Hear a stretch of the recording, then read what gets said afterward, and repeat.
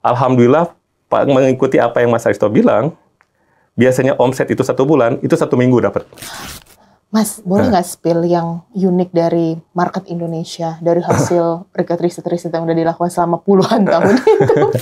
Genset ini harus selalu jadi perhatian kita. Karena waktu kemarin saya di Kongres Marketing Research Global, itu Genset dibahas terus.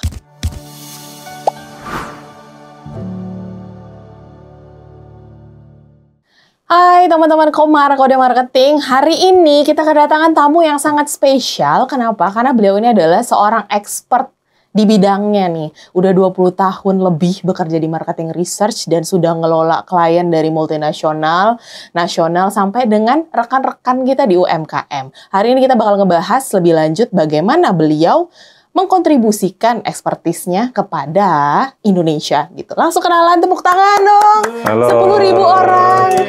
Mas Aristo, halo Mbak Wina. Mas. Apa kabar Mas? Alhamdulillah baik. Alhamdulillah baik. Ya. Boleh tahu Mas, kalau weekdays sibuknya ngapain? Weekdays ngapain? Ngurusin project. Udah langsung spill ya? Gak ada apa-apa lagi, cuma itu aja sih. Langsung ngurusin project ya? Project aja. Fokus projectnya di marketing research ya Mas? Kebanyakan memang marketing research sih. Latest project yang menurut Mas Aristo menarik apa? Lebih banyak memang sekarang lagi segmentasi ya. Segmentasi. Jadi menata ulang market di Indonesia seperti apa pasca pandemik. Gitu. Menata ulang? Berarti ada yang berubah? Berubah, karena kan pada saat pandemik itu kan cara transaksi orang pindah ke online kan. Nah, setelah pasca pandemik mereka mulai ada 2 alternatif nih. Nah, akhirnya ada cara mindset yang berubah di sana.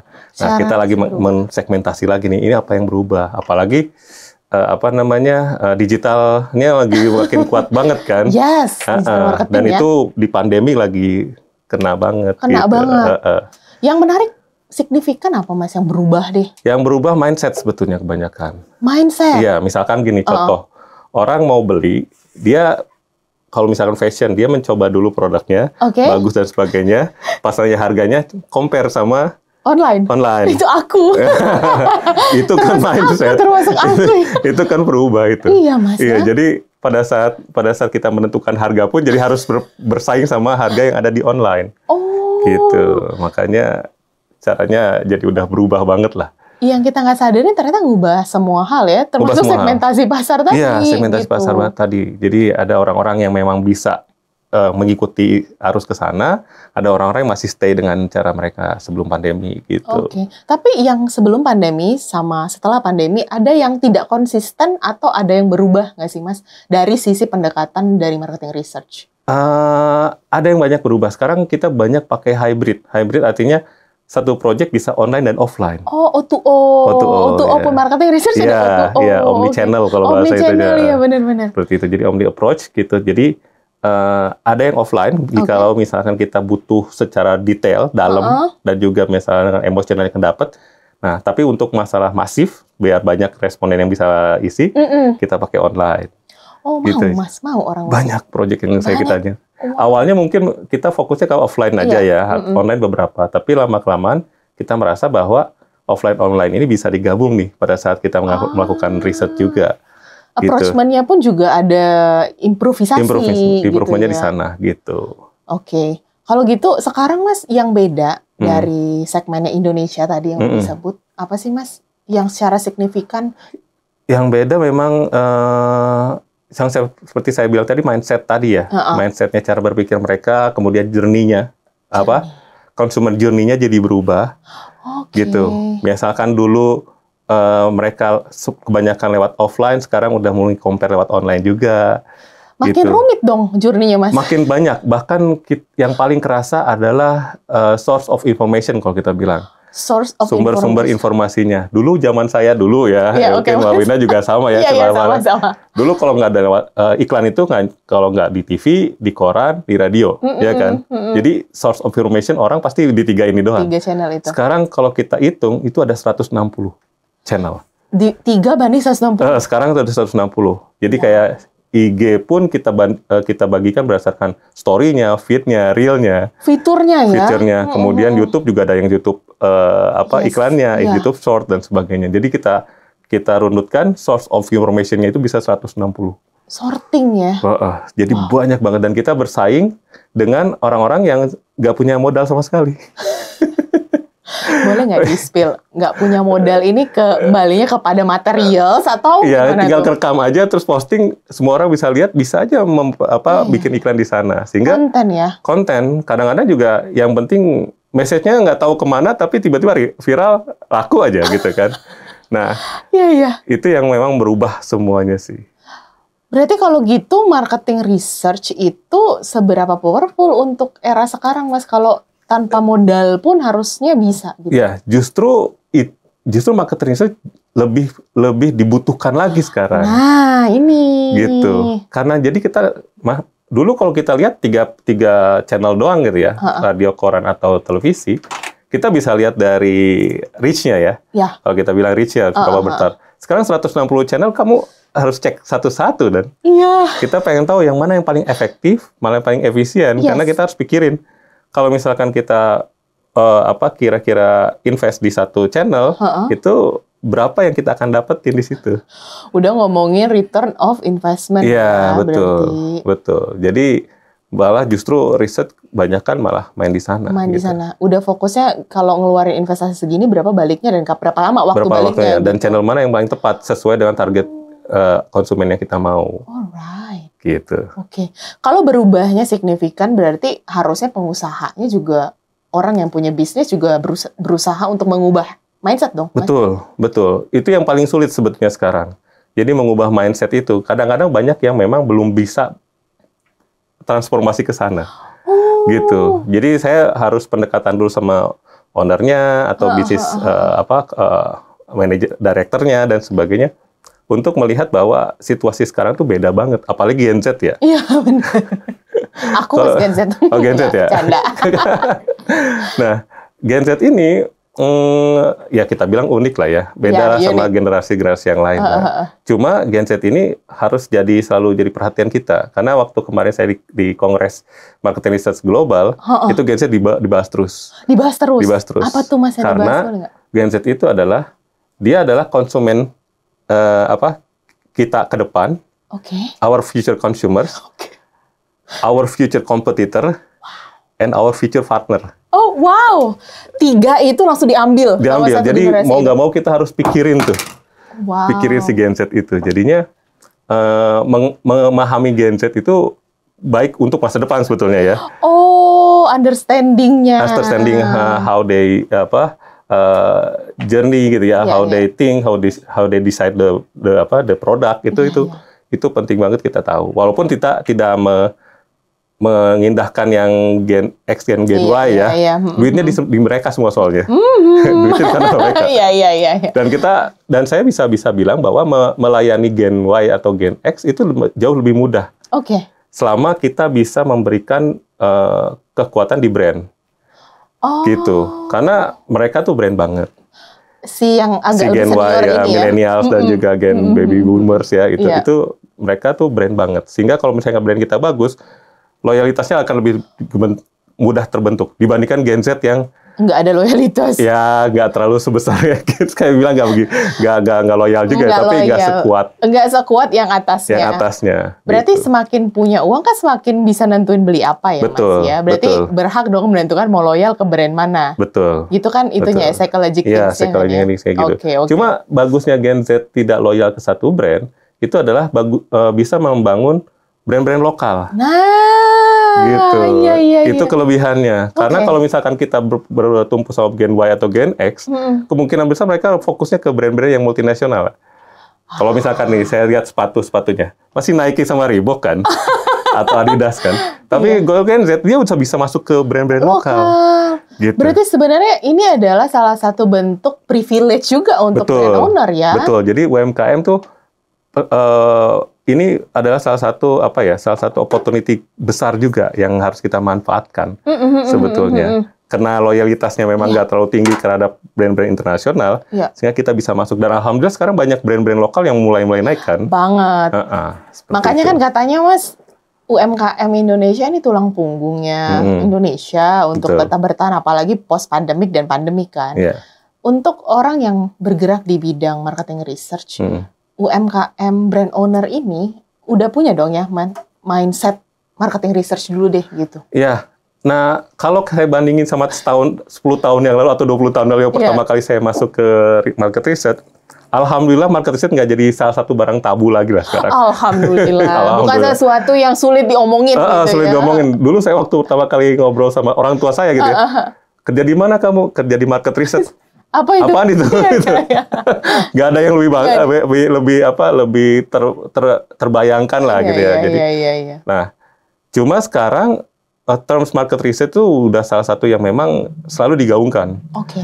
Kalau misalkan di buku-buku marketing atau mungkin di workshop marketing itu sering banget diomongin market research. Cuma memang prakteknya secara benar dan valid itu yang kayaknya masih butuh diperbaiki. Gitu. Jadi market research itu kadang-kadang dianggap seperti survei biasa. Nanya-nanya sama banyak orang, kemudian langsung diambil jawabannya dan dianggap jawaban itu sebagai result. Padahal ada beberapa pakem yang kita harus pegang gitu pada market research. Misalkan satu, kita nggak boleh nanya sama orang yang kita kenal. Ya iyalah. Oh iya benar. Kamu suka nggak ya? Suka, padahal nggak suka ya.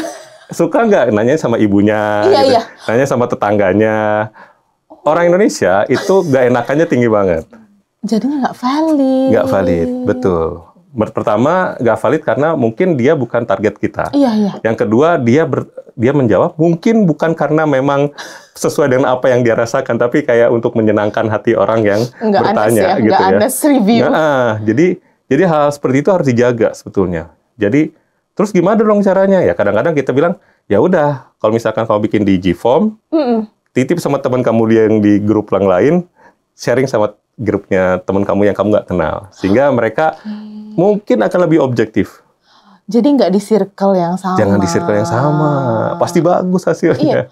Oh berarti salah ya selama ini kita lakukan. Gitu. Oke. Gitu. Hal-hal kayak gitu yang kayaknya dari kita harus perbaiki sih.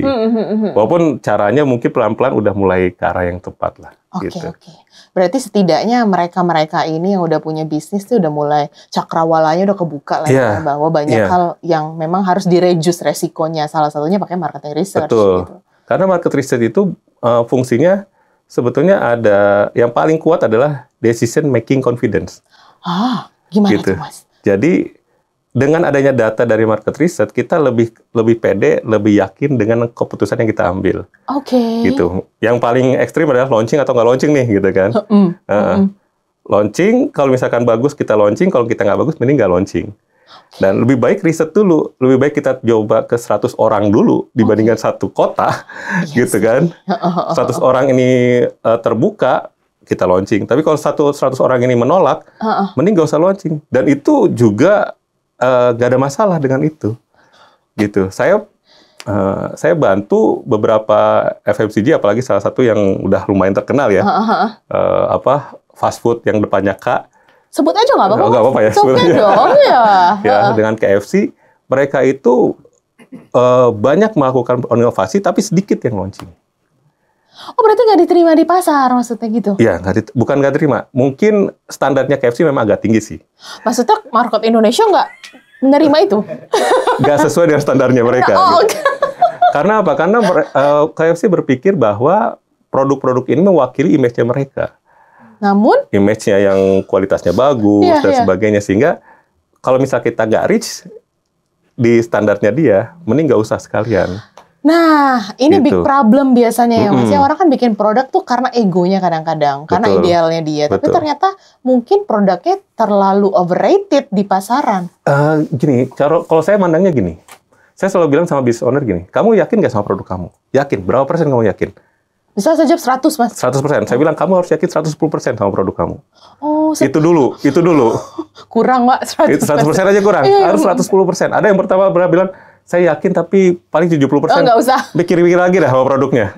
Gitu. Gimana caranya kamu meyakinkan orang lain sedangkan kamu sendiri nggak yakin sama produk kamu sendiri? Iya benar. Gitu kan? Iya. Jadi business owner tuh harus yakin dulu sama produknya. Gitu. Enak, kualitasnya bagus dan sebagainya. Baru kita buka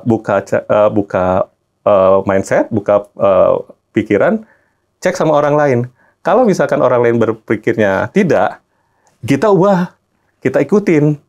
Tapi kita harus yakin dulu sama produk kita, gitu. Itu yang Jadi nggak boleh orang-orang dengan close mindset ya Mas ya. Bisa. Kayak ini bagus versi gua nih. Kalau close mindset mungkin zamannya masih Steve Jobs lah. Steve Jobs memang beda lah. Dia udah beda level lah gitu istilahnya. Tapi kita kayaknya agak sulit kalau misalkan kita ya Steve Jobs di Indonesia nggak terlalu banyak lah. Iya benar.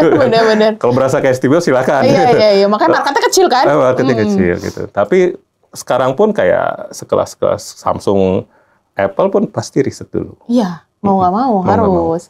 Gitu. Bahkan mereka pun juga fitur-fitur tertentu sama varian produknya juga disesuaikan sama target dari negaranya ya, marketnya ya. Betul. Mas, boleh nggak spill yang unik dari market Indonesia dari hasil riset yang udah dilakukan selama puluhan tahun itu?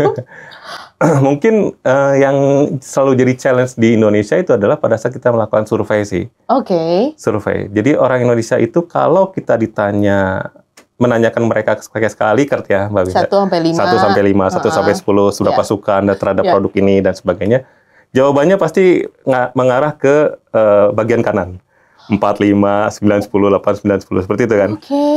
Teman-teman yang melakukan riset pasti ngerasakan yang sama kalau pakai tanya market skala Likert. Padahal belum tentu apa yang dalam hatinya dia itu sama dengan apa yang dia ucapkan. Gimana itu nggak jujur dong? Atau mereka nggak bisa mengekspresikan?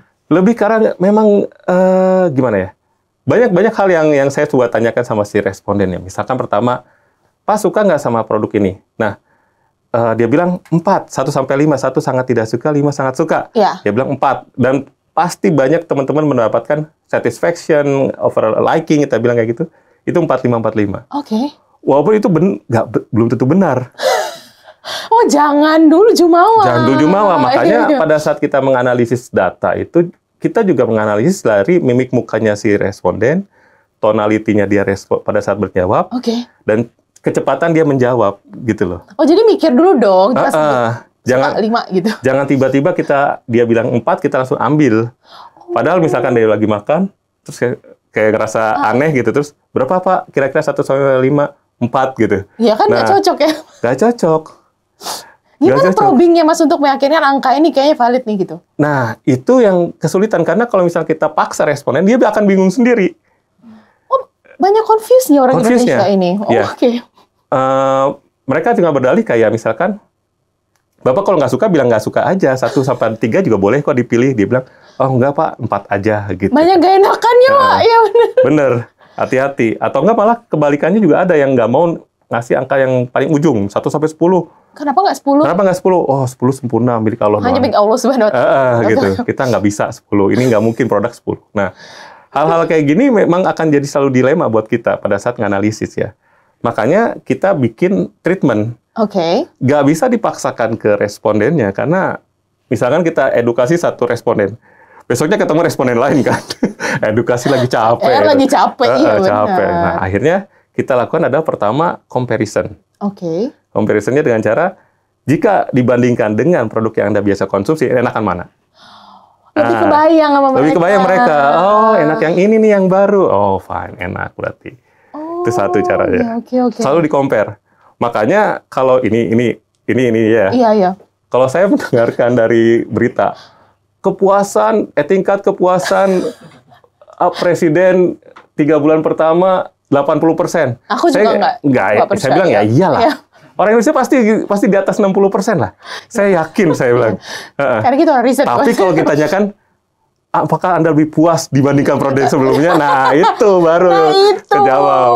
Manakah yang Anda lebih puas, periode sebelumnya atau periode sekarang? Iya. Itu baru kita bisa jawab tuh. Nah, itu lebih bisa menjawab dibandingkan skala Likert. Tapi skala Likert dibutuhkan. Karena tetap kita butuh ukuran.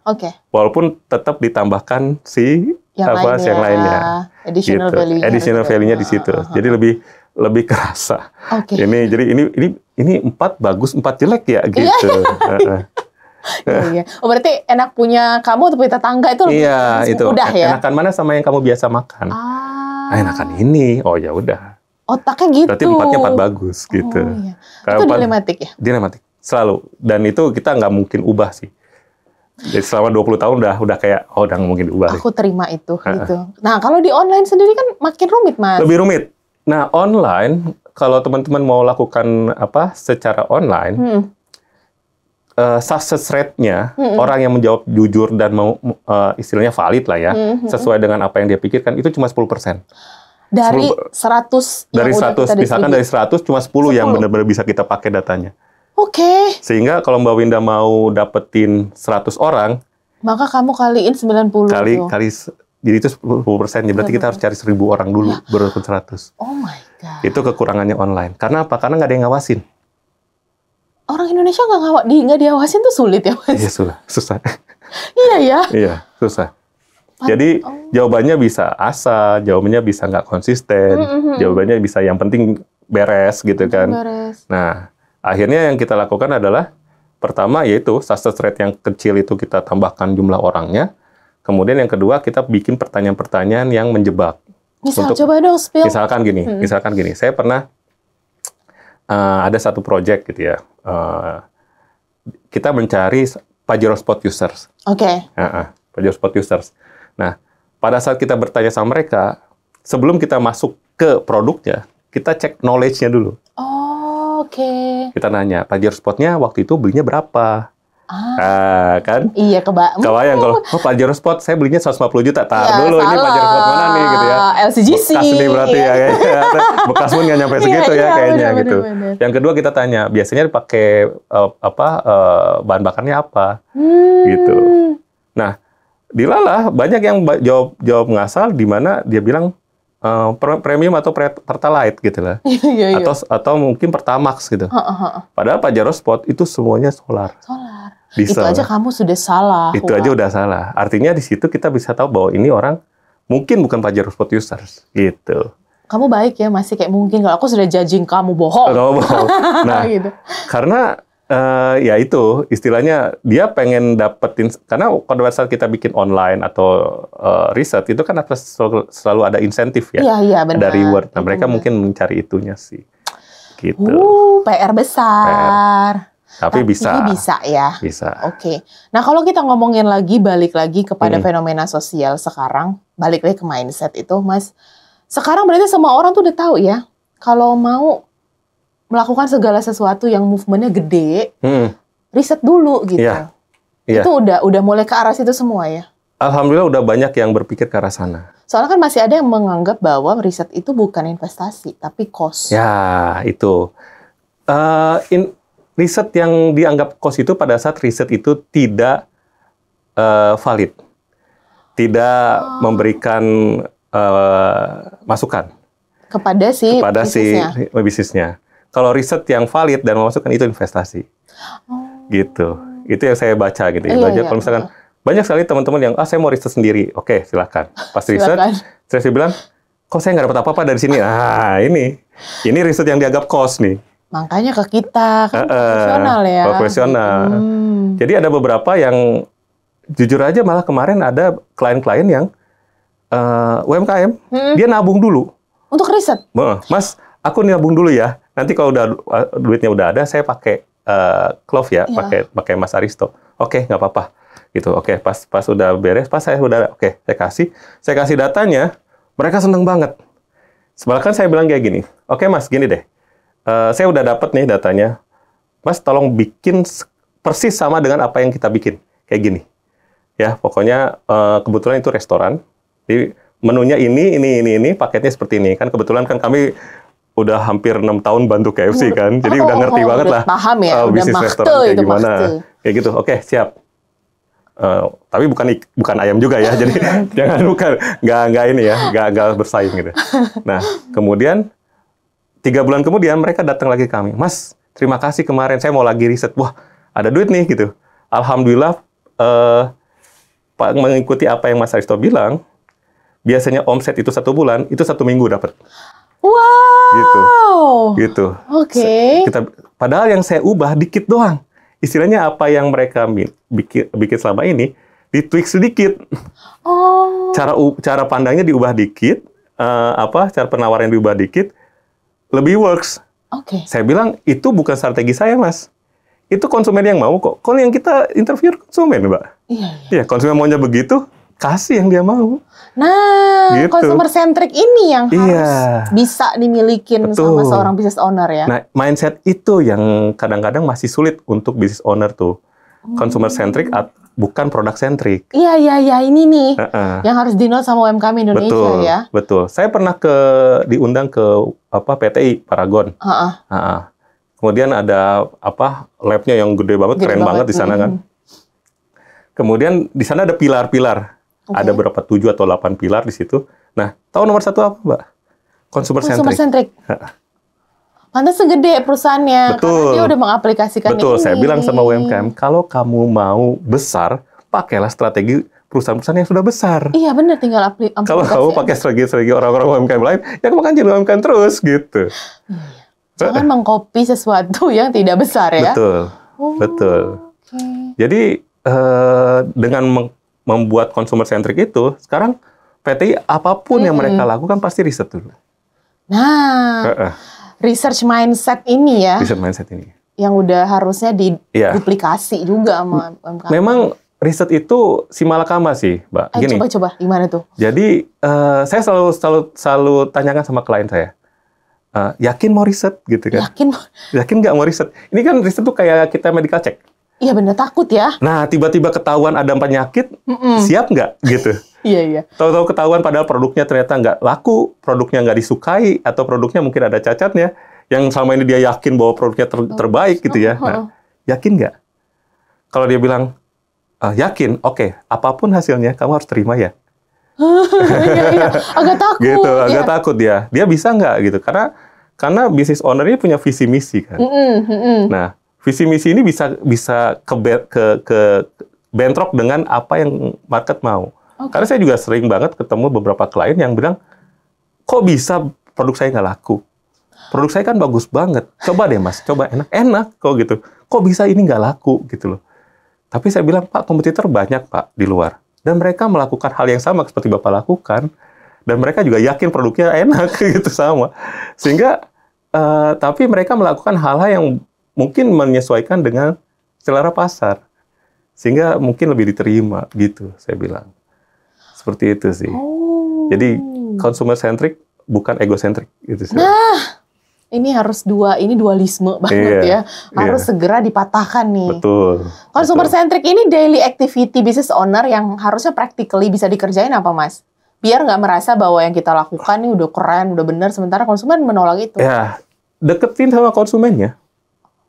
Padahal ada juga yang kayak bilang, Mas, siapa konsumen kamu? Semua adalah konsumen. Nah, itu nggak boleh. The worst target group is all consumers. Semua bisa pakai produk. Iya. Banyak banget tuh, Mas. Dari bayi baru lahir sampai orang yang mau meninggal gitu. Itu bisa pakai itu. Bisa pakai. Itu the worst target group katanya. Nah, ingat teman-teman, nggak ada target marketnya semua orang. Jadi caranya itu kalau baca beberapa buku ya, misalkan Seth Godin tuh yang This is Marketing tuh. Yes. Dia itu ambil dari niche market dulu justru. Gitu. Karena apa? Karena sekarang market kita udah terlalu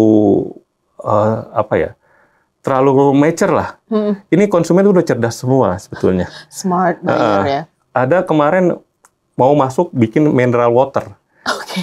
Saya bilang mineral water, semua konsumen ini udah terpapar mineral water dari kecil gitu ya. Sehingga dibilang mereka tuh udah expert banget mana mineral water yang enak mineral water yang segerin, mana yang enggak, dan sebagainya. Mereka tahu semua. Nah, celahnya tuh pasti kecil banget untuk masuk gitu kan. Jadinya kita harus deketin mereka, deketin konsumen. Apa sih hal-hal yang mereka inginkan, dan yang paling penting apa sih hal-hal yang mereka masih cari tapi belum didapatkan di produk-produk sebelumnya. Produk market di sini eksisten gitu. Betul. Makanya harus deket sama konsumen. Deket sama konsumen. Kalau bahasanya saya sih selalu bilang, di mana konsumen dimengerti, di sana mereka bertransaksi. Oh, berarti kalau yang nggak ngerti tapi transaksi itu gimana, Mas? Nah, itu berarti konsumennya mungkin di dia. Itu mungkin ada viral. Iya kan, FOMO aja, FOMO. Betul. Nah, fenomena mungkin, itu tapi gimana? fenomenanya cuma cepat biasanya gitu. Biasanya Euforia awal. Nggak sustain kan. Euforia awal sih, kayak gitu. Momentum doang itu. Betul.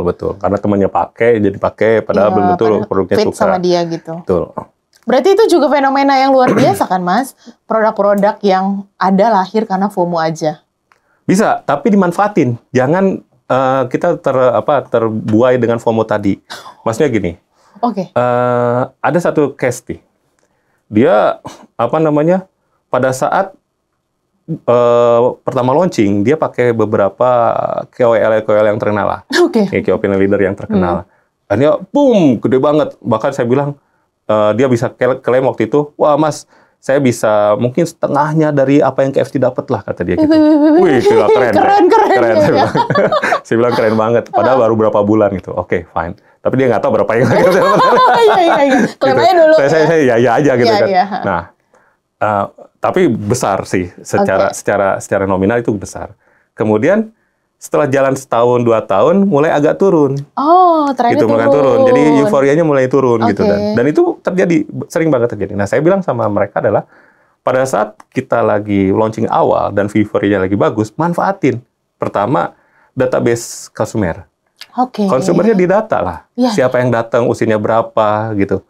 Terus ada ya laki-laki atau perempuan atau SES. SES itu standar economic status. ABCDE. Nah, tapi Mas, kita kan nggak bisa nanya sama konsumen. Lihat mobilnya. Lihat motornya. Saya bilang sama beberapa klien saya juga, kamu ada tukang parkir? Ada. Tiap hari tolong tukang parkirnya catat. Oh, itu yang ada di tukang parkir biasanya ya? Iya, catat lagi. Ada Innova. Iya. Ada apa tiap hari. Jadi kita bisa lihat.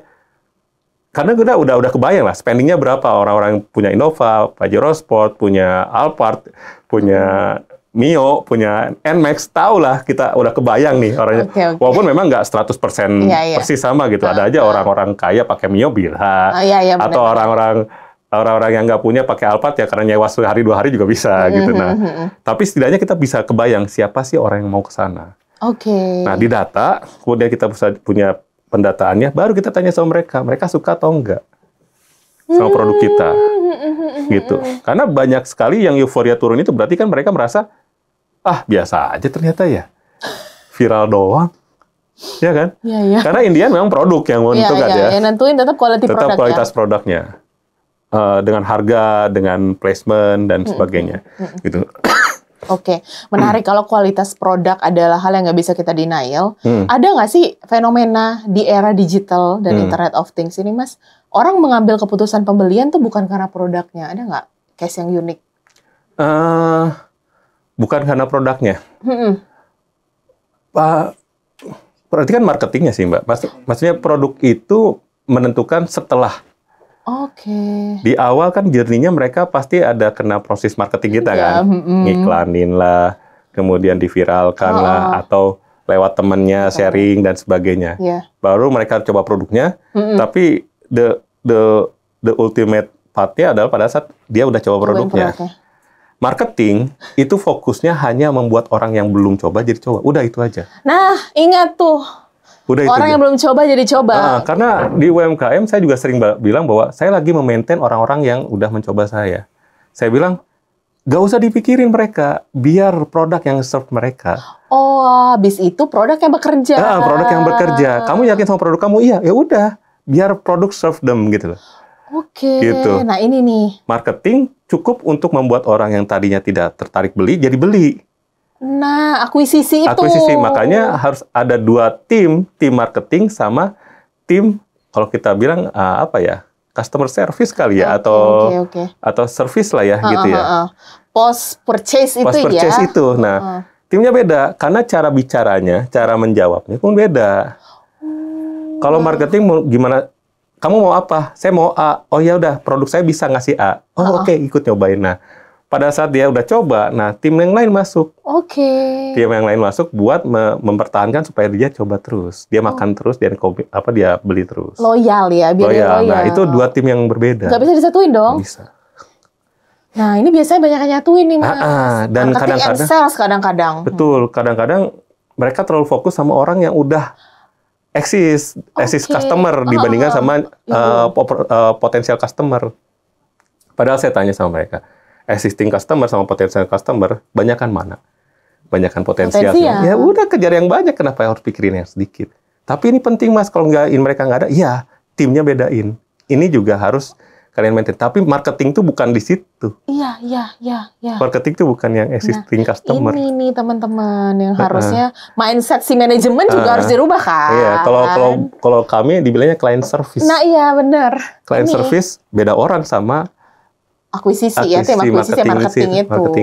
Marketing tim gitu. Itu beda orang. Itu totally different ya. Totally different gitu. Jadinya lebih enak gitu loh.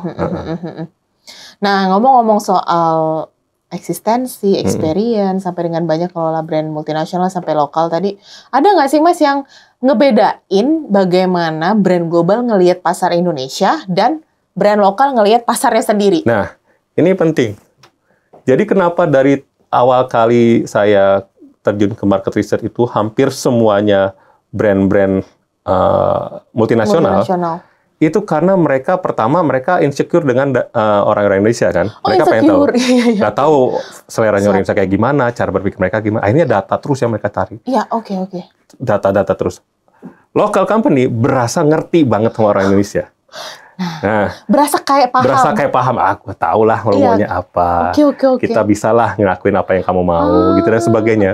Mereka berasa seperti itu. Tapi dengan adanya data masuk terus ke PMA multinasional, akhirnya justru bukan secara klaim seperti lokal, mereka secara fakta mereka lebih mengerti daripada orang kita. Karena datanya ada, patternnya ada, gitu. Makanya jangan heran kalau misalkan top brand kayak Unilever, kayak Nestle itu menguasai gitu, Danone menguasai pasar. Mereka mainnya data. Kita banyakkan pendapat atau klaim. Opini pribadi kadang-kadang. Opini pribadi karena kita berasa bahwa kayaknya ini teman kita. Pada saat mereka merasa si local company ini merasa kok mereka bisa memberikan sesuatu yang bagus ke konsumen, baru mereka mereka punya data. Gitu. Ini ya berarti ya. Jadi kenal aja kayak kenal banget, tapi ternyata kita nggak sekenal itu sama market kita. Betul. Makanya saya juga punya slogan adalah you have opinion, I have data, I win. Oh, that's nice. Ya. Silakan berhak menentukan pendapat. Silakan pendapat apapun. Saya punya datanya. Ini berarti nggak valid sebenarnya. Oh ya, ini nggak valid ini, gitu. Walaupun mungkin banyak orang, maupun misalkan intuisi main juga ya di sana. Saya juga nggak mengingkari bahwa ada aja lokal-lokal yang kuat, bagus dan sebagainya tanpa data nggak ada masalah. Tapi nggak sebanyak itu kan ya Mas ya. Jadi market research itu kalau kita bandingkan adalah dia bisa mempercepat. Jadi istilahnya nih, kita bisa ke satu titik terus dalam 10 tahun dengan pengalaman yang kita lakukan tanpa data. Nah, market research bisa membuat itu bisa lebih cepat, bisa 3 tahun. Gitu. Karena apa? Karena kita menangkah data. Karena pada saat 10 tahun kita dapat data kan dalam tanda kutip ditransformasikan sebagai pengalaman kan. Oh, saya coba ke kanan nggak bisa. Oke, coba ke kiri nggak bisa. Nah, dengan data kita nggak usah lagi ke kanan ke kiri karena ada orang yang pernah ke sana, ada orang yang pernah ke sini. Ya udah, saya masuk ke daerah yang memang belum pernah orang masuk. Gitu. Jadi situlah riset mainnya. Karena riset itu nggak selamanya survei ya Mbak ya. Ini yang harus kita benerin juga ya. Guys. Riset itu nggak selamanya survei harus tanya sama konsumen itu. Riset kita lewat internet itu juga desk research namanya. Secondary research, ya. Primary research yang kualitatif ya kan. Ada secondary research yang kita bisa desk research dan sebagainya. Jadi itu part of research juga gitu. Tapi kalau misalnya kita nggak punya budget let's say untuk primary research yang ketemu sama konsumen langsung, jadi kita cuma ngelakuin do it yourself aja. Secondary research. Berapa persen sih Mas tingkat kesuksesannya? Justru saya bilang gini, sebelum primary research, mending secondary research dulu. Oh, oke. Saya bilang, kamu mau lakuin primary research, udah secondary dulu belum? Gitu. Kenapa? Karena basic things itu harusnya dapat dari secondary dulu. Jangan sampai kita menanyakan sesuatu yang kita sendiri udah tahu dari secondary. Kayak apa? Sayang. Karena primary research itu terlimitasi beberapa hal. Yang pertama budget ya. Yang kedua waktu. Yang ketiga adalah ada namanya LOI, length of interview. Makin lama length of interview, makin orang bosen. Iya kan? Durasinya. Sehingga kita harus memilih pertanyaan-pertanyaan mana saja yang harus dijawab. Bukan nice to have aja, tapi must have. Bukan gitu. nice to have, tapi must have. Jadi kalau misalkan nice to have bisa dari secondary aja. Yes. Itu misalkan nanya harga, nggak usah nanya sama si responden. Kita riset juga di secondary juga udah ada harganya berapa. Nah, hal seperti itu secondary dulu. Nggak usah dulu dikerjain. Itu satu. Kalau misalkan nggak ada budget secondary, fine.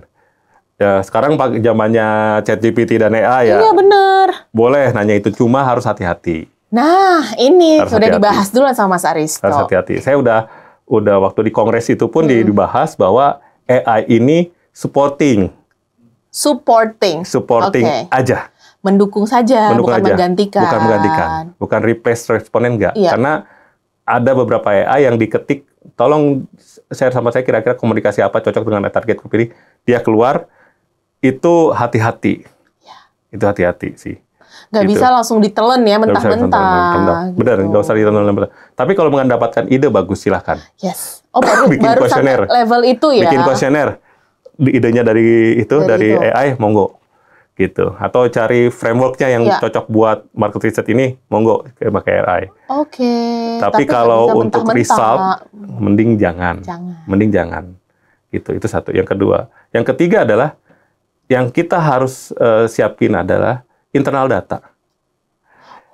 Jadi pada saat kita punya data sales atau data mungkin operation dan sebagainya, itu juga sebenarnya udah bisa diolah menjadi riset juga gitu. Oke, banyak yang nggak punya internal data kadang-kadang, Mas. Ada karena internal data itu harusnya ada, cuma banyak orang yang nggak maintain. Oke. Gitu.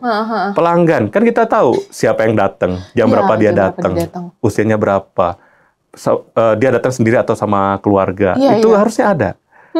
Jadi dari awal tuh harusnya di data tuh, sehingga kita tahu. Misalkan gini, ini pelanggan biasanya datang hari weekend, sebulan sekali. Kok weekend ini nggak ada? Kalau kita udah punya WhatsApp-nya, tinggal dikasih promo, Pak, ada promo nih di sini gitu, biar datang lagi, datang dia. Calling ya, iya. Recall. Jadi internal data ini penting juga. Makanya kita punya juga program namanya beres-beres data.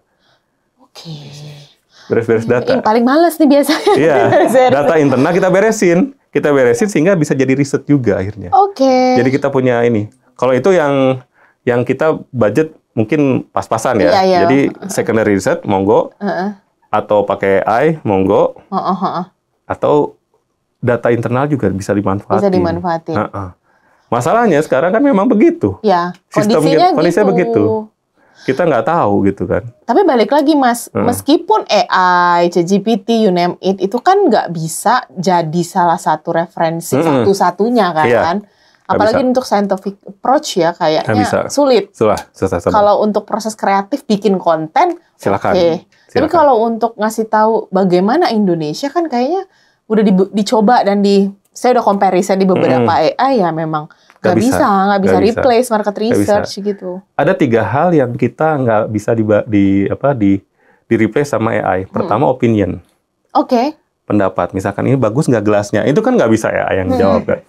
Kata ya kan? menurut ini, menurut AI katanya bunganya bagus. Indah nggak gitu ya? Iya, benar. Tiap responden punya pemikiran masing-masing. Opinion tuh nggak bisa digantikan oleh AI. Oke. Yang ketiga feedback. Yang kedua feedback. Review ya itu. Review. Ya? Okay. Anda udah cobain ya? Gimana rasanya? Enak nggak ada? Gimana rasanya? Oke. Feedback nggak bisa. Iya sih. Coba cari tahu. Ntar dia tahu ya. Feedbacknya apa gitu dari servis ini.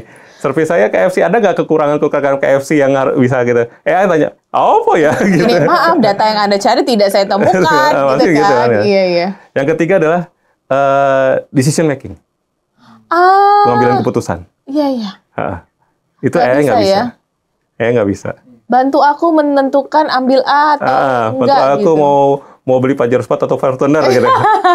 Dia pasti memberikan data, tapi tetap yang menentukan kita. Nah, itu 3 hal ini yang akan membuat market research selalu dibutuhkan. Iya, gitu. benar. Ini sampai akhir pun apapun fenomena apapun. Dinamika sosial, ekonomi, politik gitu ya. Selain 3 itu monggo lah kalau dipaksain. Tapi jangan salahkan kita kalau resultnya jadi nggak sesuai gitu ya, Mas Aristo. Betul. Kan makanya perusahaan-perusahaan yang multinasional itu sampai sekarang riset terus walaupun ada AI. gitu. Nah ini sebenarnya kan menarik, orang-orang yang di luaran sana malah lebih mengerti market Indonesia. Kitanya kadang-kadang berasa satu suku, ras dan bangsa ngerti market kita. Padahal kadang-kadang salah persepsi ya. Salah persepsi. Banyak sekali. Oke, kita come to closing nih Mas Haristo. Padahal kita harus sampai sahur. Waduh. Biasanya yang saya tanyakan di closing ini adalah, ada pesan nggak sih untuk teman-teman anak muda di luaran sana yang pengen nanti kehidupannya berkecimpung di dunia research. Apa yang harus disiapkan dulu, Mas? Dari soft skill, mungkin hard skills gitu.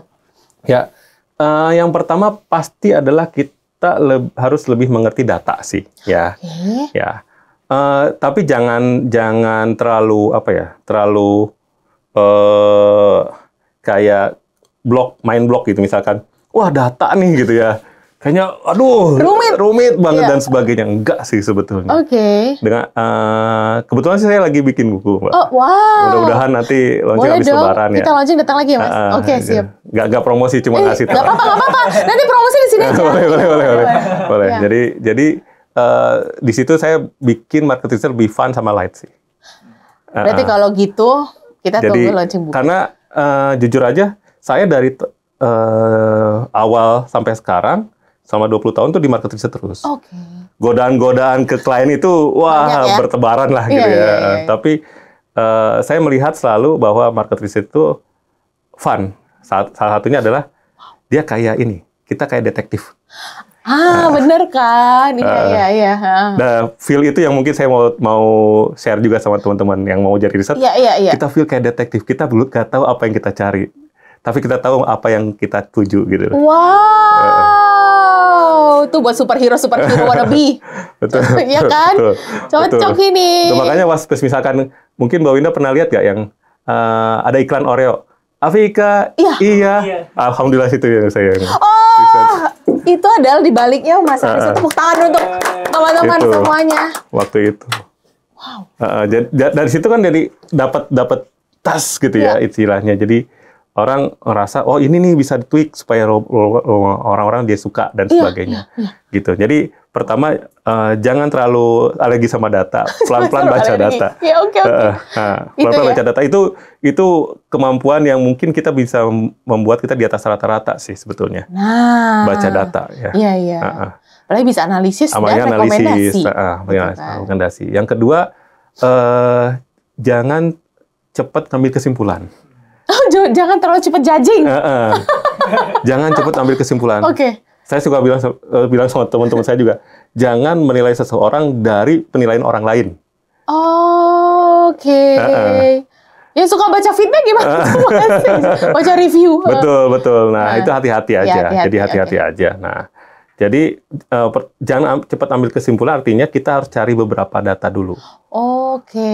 Ada hasil riset, alhamdulillah saya yang bikin, saya waktu itu lakukan di Indonesia, di Singapura, Malaysia, dan juga di Thailand kalau nggak salah, di 4 negara itu. Orang Indonesia adalah orang yang paling cepat percaya. Gitu. Ya. Jadi orang Indonesia dengan 2 aja orang yang ngomong yang sama langsung percaya dia. 2 orang positif, dia positif. Misalkan ada 1 orang nih, Mbak Wina ngomong A, saya ngomong A, langsung dia percaya. Orang Singapura minimal 7 orang. Wah, agak Minimal 7 orang, informasinya sama, baru dia percaya. Jadi kalau cuma 2 aja sih, hoax itu gitu. Orang Singapura minimal 7 orang. Artinya apa? Orang Indonesia tuh mudah percaya. Lebih mudah percaya. Gitu. Bagus buat kita sebagai marketer ya. Tapi gitu kan? Aku sedih melihat ini sebagai Tapi itu pada saat saya bandingkan, saya juga sedih. Saya juga sedih. Ya Allah, gampang banget ya kita dibohongin. Gampang dibohongin gitu. Karena kalau orang Singapura 7 orang yang ngomong, baru dia percaya. Gitu. Jadinya di sini pun kita bilang bahwa kalau misalkan kita dapat 2 sumber informasi dan hasilnya sama, jangan langsung ambil kesimpulan. Coba cari-cari yang lain dulu. Kalau mau 7, mau 10 silakan, tapi jangan cepat ambil kesimpulan. Misalkan dari 1 sampai 5, apakah Anda suka? Rata-ratanya 4,9, Mas.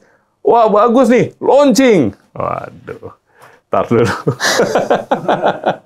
Saya belum ada pertanyaan tadi dibandingkan sama yang kamu biasa makan, lebih enak yang mana? Tiba-tiba yang lebih enak yang lebih biasa makan kan wah masalah gitu. Iya, Jadi itu jangan cepat ambil kesimpulan. Oke. Gitu. Kapan Mas kira ngambil kesimpulannya? Itu ada perasaan sendiri kok. Bahwa merasa oh udah cukup nih. Oh, nanti akan ada semesta yang klik gitu Oh iya udah cukup ini. Gitu. Oke. Gitu. Nggak ada ukurannya harus 10, harus 9. Nah, itu enggak. Tapi kita akan merasa sendiri kok. Kita punya sense-nya bahwa oh ya ini udah cukup. Saya udah bisa mengambil kesimpulan. Oke. Gitu. Makanya juga lihat baca berita dan sebagainya itu hati-hati. Jangan gampang percaya dan sebagainya. Itu modal awal. Yang ketiga, jangan ada opini pribadi. Oh, nggak boleh subjektif. Nggak boleh subjektif. Sulit ya? Itu karena kita dari data kan. Iya. Ada pernah satu klien, itu saya pegang selama 5 tahun. Tapi selama 5 tahun saya nggak pernah mau minum produknya. Nggak suka saya rasanya. Oh, nggak suka. Nggak suka rasanya gitu. Saya pernah nyobain nggak suka rasanya. Tapi saya harus bikin kesimpulan atau marketing strategi buat minuman tersebut gitu loh. Bagaimana itu terjadi, Mas? Jadi saya bilang, Mas, mending saya jangan minum sama sekali. Karena kalau saya minum, takutnya saya opini pribadi masuk ke sini gitu loh. Iya. Jadi saya nggak pernah konsum. Dan hampir beberapa kali kita lakukan itu, kita lebih fokus ke datanya. Oke, menghilangi bias itu. Jadi opini pribadi jangan. Paling kalau mau kita masukin teori-teorinya aja. Oke. Frame-frame-nya aja. Oh. Gitu.